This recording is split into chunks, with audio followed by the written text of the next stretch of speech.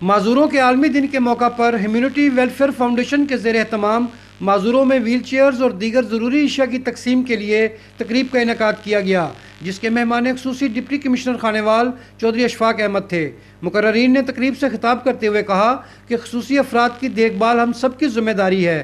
خصوصی توجہ اور رویوں کا بہتر استعمال خصوصی افراد سے معذوری کے احساس کا خاتمہ کرنے میں اہم کردار ادا کرتا ہے۔ اس موقع پر ملک محمد یونس، ڈاکٹر عابدہ ظفر، سمیرہ جاوید، پروفیسر محمد یوسف، محترمہ نصرت انتصار، اسما شاہین سمیت وکلاء، صحافیوں، اساتذہ، سماجی کارکنان اور خصوصی افراد کی بہت بڑی تعداد موجود تھی۔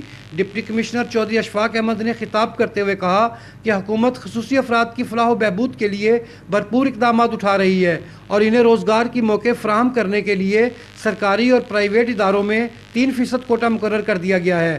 تقریب کے آخر میں مہمان خصوصی نے معذور افراد میں ویل چیئر، سلائی مشین، سفید چھڑیاں اور دیگر اشیاء تقسیم کیں۔ کیمرہ مین شیخ طاہر کے ساتھ ملک بابر حسین، سٹی نیوز، خانیوال۔